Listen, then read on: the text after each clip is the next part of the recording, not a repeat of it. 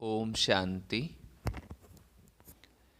आज 26 तारीख के बाबा के महावाक्य हैं।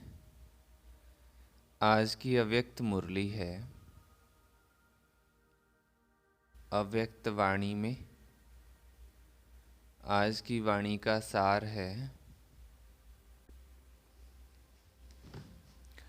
नए वर्ष में सदा उमंग उत्साह में उड़ना और सर्व के प्रति महादानी वरदानी बन व्यर्थ को समाप्त करना। नए वर्ष में सदा उमंग उत्साह में उड़ना और सब के प्रति महादानी वरदानी बन व्यर्थ को समाप्त करना। आज नवयुग नई सृष्टि के रचता बाप दादा अपने नवयुग के आधार मूर्त बच्चों को देख रहे हैं। बाप दादा के साथ साथ आप सभी बच्चे सदा सहयोगी हो, इसलिए आप ही आधार मूर्त हो। दुनिया के हिसाब से आज का दिन वर्ष का संगम है। पुराना वर्ष जा रहा है और नया वर्ष आ रहा है, क्योंकि ये मुरली जो है 31 दिसंबर 1993 की है, तो उस समय बाबा आए हुए थे। ये है वर्ष का संगम दिन और आप बैठे हो बेहद के संगम युग पर। आप सभी नव वर्ष के साथ साथ नवयुग की सभी को मुबारक देते हो। एक दिन की मुबारक नहीं है, लेकिन नवयुग के अनेक जन्मों की मुबारक देते हो। इस संगम पर अच्छी तरह से अनुभव करते हो कि इस समय हम ब्राह्मण आत्माओं की नई जीवन है। नई जीवन में आ गए हो ना। ब्राह्मणों का संसार ही नया है। अमृत वेले से देखो तो नई रीत नई प्रीत है। पुरानी दुनिया की दिनचर्या और नए जीवन ब्राह्मण जीवन की दिनचर्या में कितना अंतर है। सब नया हो गया है। स्मृति नई, वृत्ति नई, दृष्टि नई, सब बदल गया है। और नई चीज़ कितनी प्यारी लगती है। वैसे भी नई चीज़ सबको प्यारी लगती है। पुरानी चीज़ छोड़ना चाहते हैं और नई चीज़ लेना चाहते हैं। तो इस समय का ये छोटा सा नया संसार है। संसार भी नया और संस्कार भी नए, इसलिए दुनिया वाले भी नए वर्ष को धूमधाम से मनाते हैं। मनाने का अर्थ है उमंग उत्साह में आना।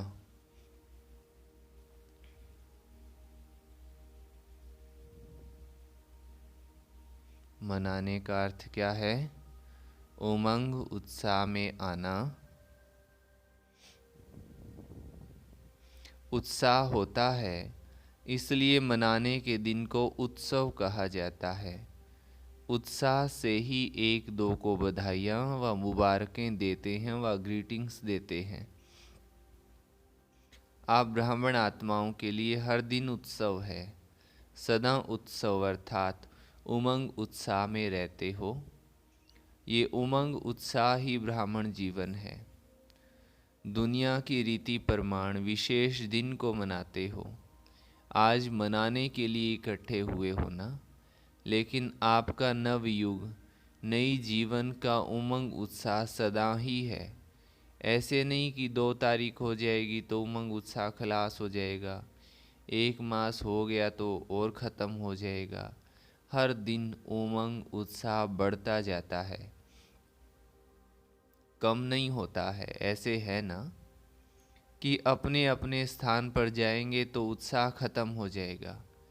हर घड़ी उमंग उत्साह की है, क्योंकि उमंग उत्साह ही आप ब्राह्मणों की उड़ती कला के पंख हैं। इस उमंग उत्साह के पंखों से सदा उड़ते रहते हो। अगर कार्य अर्थ कर्म में भी आते हो फिर भी उड़ती कला की स्थिति से कर्म योगी बन कर्म में आते हो ना, तो उड़ती कला वाले हो ना, तो बिना पंखों के तो उड़ नहीं सकते।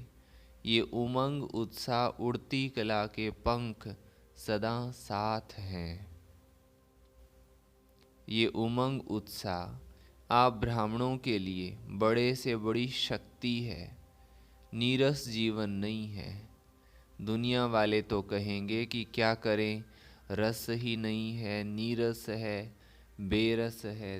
दुनिया में तो ऐसे ही कहते ना, क्या करें आजकल कोई सुख है ही नहीं, रस है ही नहीं कोई चीज़ में। और आप क्या कहेंगे, उमंग उत्साह का रस है ही है। कभी दिल शिकस्त माना उदास नहीं होते हो, नहीं हो सकते हो, सदा दिल खुश, कैसी भी मुश्किल बात हो, लेकिन उमंग उत्साह मुश्किल को सहज कर देता है।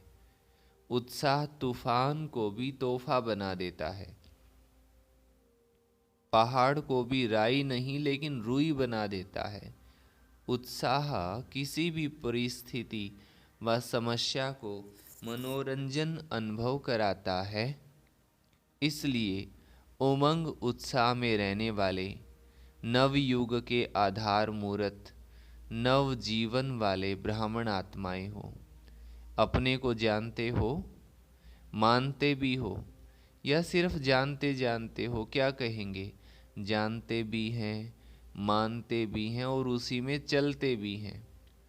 सदा ये उत्साह रहता है कि कल पहले भी हम ही थे, अब भी हम और अनेक बार हम ही बनेंगे। हम बाबा के विशेष बच्चे, हम हर कल्प संगम युग पर बनते रहेंगे, ऐसा बाबा कहे। तुम्हें उत्साह है?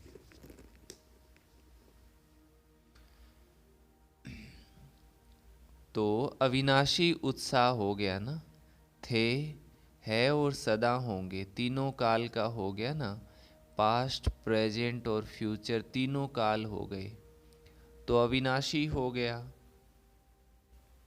बाप दादा देख रहे थे कि अविनाशी उमंग उत्साह में रहने वाली आत्माएं नंबरवार है या सब नंबर 1 है। जब है ही निश्चय बुद्धि विजयी, तो विजयी तो जरूर नंबर 1 होंगे ना, नंबरवार थोड़े ही होंगे।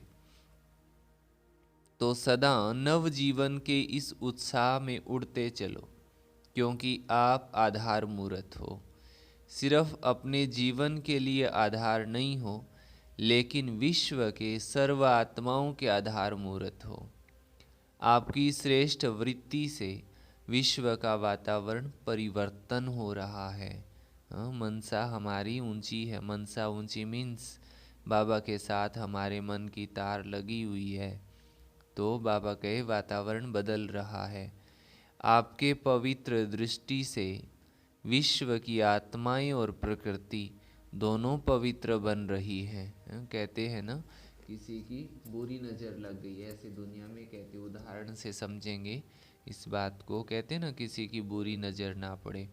तो हम बाबा के बच्चों की नज़रें कितनी पवित्र हैं, उनमें बाबा समाया हुआ है, बाबा की याद समाई हुई है। तो ये नज़रें किसी पर भी दृष्टि पड़ती है तो बाबा के प्रकृति और आत्माएं दोनों पवित्र हो रही हैं। आपकी दृष्टि से सृष्टि बदल रही है। आपके श्रेष्ठ कर्मों से श्रेष्ठाचारी दुनिया बन रही है। तो कितनी जिम्मेवारी है, विश्व की जिम्मेवारी का ताज पहना हुआ है ना, कि कभी भारी लगता है तो उतार देते हो, क्या करते हो? जो डबल लाइट रहते हैं उनको ये जिम्मेवारी का ताज भी सदा हल्का अनुभव होगा, भारी नहीं लगेगा। इस समय के ताजधारी भविष्य के ताजधारी बनते हैं। तो नए वर्ष में क्या करेंगे? अव्यक्त वर्ष भी बनाया। अव्यक्त वर्ष अर्थात फरिश्ता बन गए कि अभी बनना है? फरिश्ते क्या करते हैं? बाबा पूछ रहे हैं, फरिश्ते क्या करते हैं? अव्यक्त का अर्थ ही है फरिश्ता। वर्ष पूरा किया तो फरिश्ता बने ना कि नहीं? अव्यक्त वर्ष अभी लंबा कर दें, 2 वर्ष का 1 वर्ष बना दें? बाबा पूछ रहे थे, क्योंकि उस 1 वर्ष को अव्यक्त वर्ष की बात बाबा ने कही थी। तो अव्यक्त वर्ष मनाओ और फरिश्ता बनो। अभी और आगे बढ़ना है क्या? अव्यक्त वर्ष मनाया, अब फरिश्ता बनकर क्या करेंगे? सदा हर दिन हर समय महादानी और वरदानी बनना है। कैसे बनना है वो भी बाबा भी समझाएंगे। तो ये वर्ष महादानी वरदानी वर्ष मनाओ। जो भी संबंध संपर्क में आए उस आत्मा को महादानी बन कोई न कोई शक्ति का, ज्ञान का, गुण का दान देना ही है। तीनों खजाने कितने भरपूर हो गए हैं। ज्ञान का खजाना भरपूर है या थोड़ा कम है? मास्टर ज्ञान सागर हो ना, तो ज्ञान का खजाना भी है, शक्तियों का खजाना भी है और गुणों का खजाना भी है। तीनों में संपन्न हो या एक में संपन्न हो, दो में नहीं हो। वर्तमान समय आत्माओं को तीनों की बहुत आवश्यकता है। ज्ञान, गुण और शक्ति तीनों चीज़ें हर आत्मा को चाहिए, क्योंकि ज्ञान नहीं है, ज्ञान नहीं तो गुण भी नहीं है, ज्ञान गुण नहीं तो शक्ति भी नहीं है ना। तो सारे दिन में कोई ना कोई दान देना ही है, चाहे ज्ञान का दान, चाहे शक्तियों का, चाहे गुणों का, लेकिन देना ही है। महादानी आत्माओं का बिना दान दिए हुए कोई भी दिन ना हो। ऐसे नहीं वर्ष पूरा हो जाए और कहो हमें तो चांस ही नहीं मिला। चांस लेना भी अपने ऊपर है कि चांस देने वाला दे तब चांस ले सकते हैं, या खुद भी चांस ले सकते। लेना आता है कि कोई देवे तो लेना आता है। कोई मौका नहीं देगा तो क्या करेंगे? देखते सोचते रहेंगे। सारे दिन में चाहे ब्राह्मण आत्माओं के चाहे अज्ञानी आत्माओं के संबंध संपर्क में तो आते ही हो ना। जिसके भी संबंध संपर्क में आओ उनको कोई न कोई दान अर्थात सहयोग दो। दान शब्द का रूहानी अर्थ है सहयोग देना। तो रोज महादानी व वरदानी बन। वरदान कैसे देंगे? वरदान देने की विधि क्या है? आपके जड़ चित्र तो अभी तक वरदान दे रहे हैं। तो वरदान देने की विधि है, जो भी आत्मा संबंध संपर्क में आए उनको अपने स्थिति के वायुमंडल द्वारा और अपने वृत्ति के वाइब्रेशन द्वारा सहयोग देना अर्थात वरदान देना। कैसी भी आत्मा हो, अब गौर से सुनने वाली बात बाबा कहते हैं, कैसी भी आत्मा हो, गाली देने वाली भी हो, निंदा करने वाली भी हो, लेकिन अपनी शुभ भावना शुभ कामना द्वारा वृत्ति द्वारा स्थिति द्वारा ऐसी आत्मा को भी गुणदान या सहनशीलता की शक्ति का वरदान दो। कैसी भी आत्मा हो, गुणों का दान दो या उसको क्या वरदान दो कि इसकी सहन शक्ति बढ़ती जाए, ऐसा वरदान दो। अगर कोई क्रोध की अग्नि में जलता हुआ आपके सामने आए तो आग में तेल डालेंगे या पानी डालेंगे? पानी डालेंगे ना, पानी डालेंगे ना कि थोड़ा तेल का भी छींटा डालेंगे। अगर क्रोधी के आगे आपने मुख से क्रोध नहीं किया, मुख से शांत रहे, लेकिन आँखों द्वारा चेहरे द्वारा क्रोध की भावना रखी, तो भी तेल के छींटे डाले, बाबा कहते हैं। कितनी बड़ी बात है। क्रोधी आत्मा परवश है, रहम के शीतल जल द्वारा वरदान दो। तो ऐसे वरदानी बने हो कि जिस समय आवश्यकता है उस समय सहन शक्ति का तीर नहीं चलता है। अगर समय पर कोई भी अमूल्य वस्तु कार्य में नहीं लगी तो उसको अमूल्य कहा जाएगा। अमूल्य अर्थात समय पर मूल्य कार्य में लगे। तो इस वर्ष क्या करेंगे? महादानी वरदानी बनो। चैतन्य में संस्कार भरते हो तभी तो जड़ चित्रों द्वारा भी वरदानी मूर्त बनते हो। बाबा कहे किसी में सहन शक्ति की कमी है तो उसको वरदान दो शुभ भावना शुभ कामना से कि बाबा इसकी सहन शक्ति की इसकी सहन शक्ति इमर्ज हो जाए, है ना। और कोई क्रोध करने वाला है तो भी शांत मुद्रा में, शीतल मुद्रा में उसको वाइब्रेशन देने हैं। तो महादानी वरदानी मूर्त बनने से व्यर्थ स्वतः ही खत्म हो जाएगा, क्योंकि जो महादानी है, वरदानी है, दूसरे को देने वाले दाता हैं, तो दाता का अर्थ ही है समर्थ। समर्थ होगा तभी तो देगा ना। तो जहाँ समर्थ है वहाँ व्यर्थ स्वतः ही खत्म हो जाता है। समर्थ स्थिति है स्विच ऑन होना। जैसे इस स्थूल लाइट का स्विच ऑन करना अर्थात अंधकार को समाप्त करना, ऐसे समर्थ स्थिति अर्थात स्विच ऑन करना। तो स्विच ठीक है या कभी ठीक कभी लूज हो जाता है या फ्यूज हो जाता है, ऑन करना तो आता है ना। आजकल तो छोटे छोटे बच्चे भी स्विच ऑन करने में होशियार होते हैं, टीवी का स्विच ऑन कर देते हैं ना। तो स्विच ऑन होने से एक एक व्यर्थ संकल्प को समाप्त करने की मेहनत से छूट जाएंगे।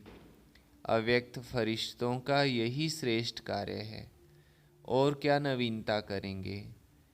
अव्यक्त वर्ष में अपना चार्ट रखा था कि कभी रखा कभी नहीं रखा, कभी कभी वाले बने या सदा वाले बने, कभी कभी वाले ज़्यादा हैं।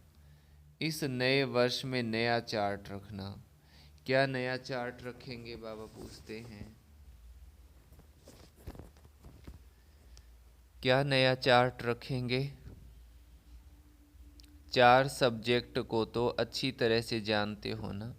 तो इस वर्ष का यही चार्ट रखना कि चारों ही सब्जेक्ट में, चाहे ज्ञान में, चाहे योग में, चाहे धारणा में, सेवा में, हर सब्जेक्ट में हर रोज कोई न कोई नवीनता लानी है।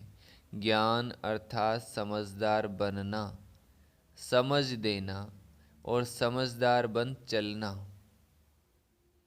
ज्ञान में भी नवीनता का अर्थ है जो अपने में कमी है उसको धारण किया तो नवीनता हुई ना। ना से हाँ हुई तो नया हुआ ना। इसी रीति से योग के प्रयोग में हर रोज कोई ना कोई नया अनुभव करो। योग में बहुत अच्छे बैठे, बहुत अच्छा योग लगा, लेकिन नवीनता क्या हुई। परसेंटेज बढ़ना भी नवीनता है। आज अगर आपकी परसेंट योग की 50% है और कल 50 से वृद्धि हो गई तो नवीनता हो गई ना। ऐसे नहीं कि एक ही मास में 50-50 लगाते जाओ। तो चारों ही सब्जेक्ट में स्व के प्रगति में नवीनता, विधि में नवीनता, प्रयोग में नवीनता, औरों को सहज योगी बनाने में और परसेंटेज बढ़ना माना नवीनता। किसको दुख दिया, किसको क्रोध किया, ये तो कॉमन चार्ट है। ये तो आपकी जो रॉयल प्रजा है वो भी रखती है। आप रॉयल प्रजा हो व राजा हो, कितनी ऊंची बात है। तो नवीनता से स्वतः ही तीव्र पुरुषार्थ के समीपता की अनुभूति होती रहेगी। समझा क्या चार्ट रखना है। और हर 3 मास में रोज का नहीं यहाँ भेजना, काम बढ़ जाएगा। इस वर्ष तो आपको इकोनॉमी भी करनी है ना। ये वर्ष इकोनॉमी का है विशेष। एक नामी और इकोनॉमी ज्ञान सरोवर बना रहे हो तो सब में बचत करना, सब खजानों में, समय में भी, संकल्प में भी, संपत्ति में भी, सब में बचत। तो हर 3 मास का स्वयं ही साक्षी होकर चार्ट चेक करके शॉर्ट में अपना समाचार देना। हर 3 मास में देखना प्रगति है या जैसे हैं वैसे ही हैं। गिरती कला में तो जाना नहीं, लेकिन ऐसा भी ना हो कि जैसा हूँ वैसा ही हूँ। पुरुषार्थ में मिडगेट नहीं बनना। मिडगेट अच्छा लगेगा, ऐसे नहीं ऐसे नहीं कहना कि चाहते तो थे लेकिन क्या करें। क्या क्या नहीं कहना, बाबा कहते हैं। क्या क्या नहीं कहना। ब्राह्मणों की ये भाषा नहीं है कि क्या करें, कैसे करें, ऐसा करें, वैसा करें, लेकिन दूसरों को भी सहयोग देंगे कि ऐसे करो। समझा क्या चार्ट रखना है।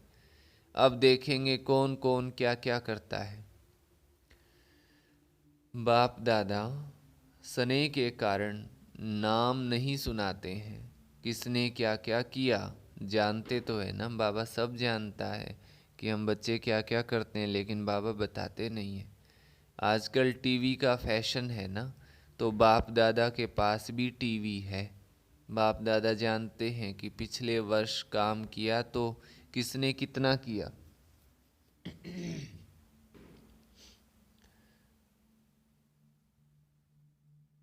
अगर नाम अनाउंस करें हाफ कास्ट कितने रहे, फुल कास्ट कितने रहे, तो इस वर्ष महादानी वरदानी मूर्त स्वयं प्रति भी और सर्व प्रति भी बनो, और हर रोज कोई न कोई नवीनता अर्थात प्रोग्रेस जरूर करो।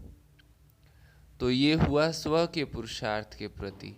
सेवा में क्या करेंगे, सेवा में भी नवीनता लानी है। मेले भी बहुत कर लिए, प्रदर्शनियाँ तो अनगिनत कर ली, सेमिनार कॉन्फ्रेंस भी बहुत की।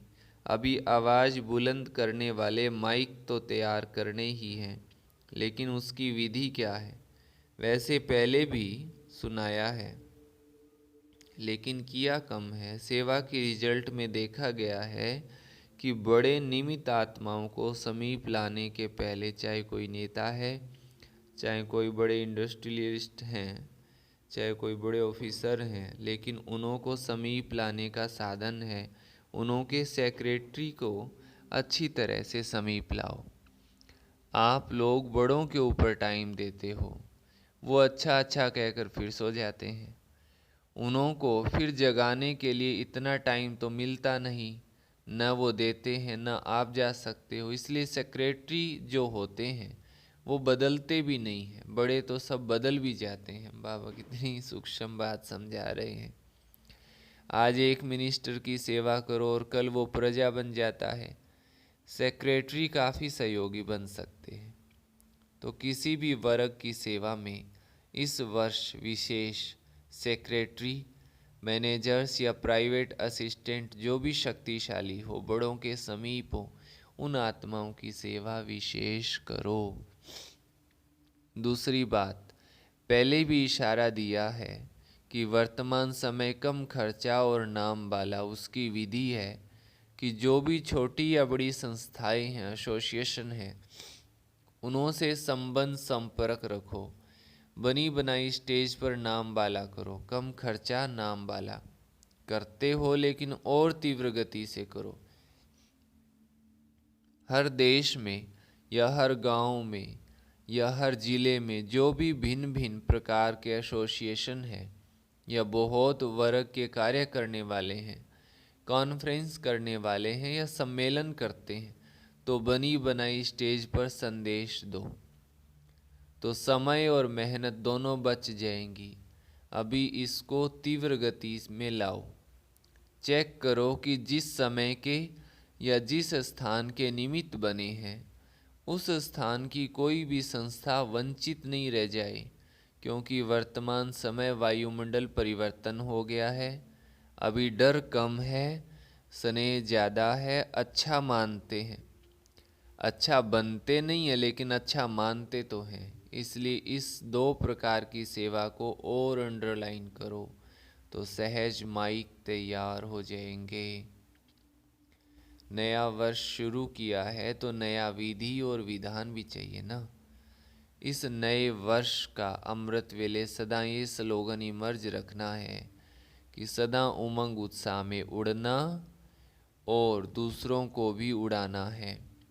बीच बीच में चेक करना, ऐसे नहीं कि अमृत वेले चेक करो और सारा दिन मर्ज कर दो, माना भूल जाओ, फिर रात को सोचो कि आज का दिन तो ऐसे ही रहा। नहीं, बीच बीच में चेक करो, इमर्ज करो कि उमंग उत्साह के बजाय कोई और रास्ते पर तो नहीं चले गए।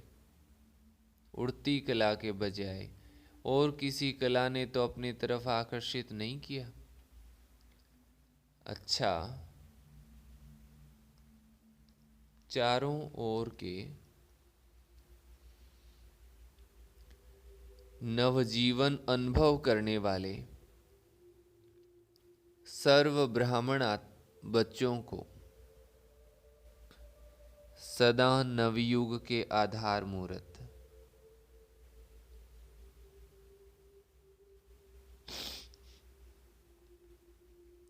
श्रेष्ठ आत्माओं को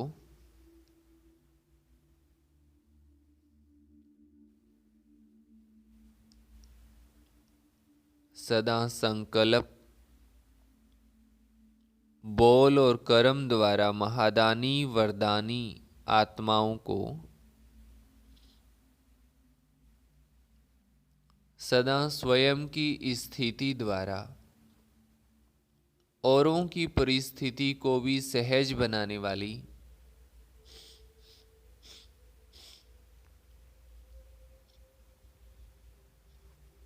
समर्थ आत्माओं को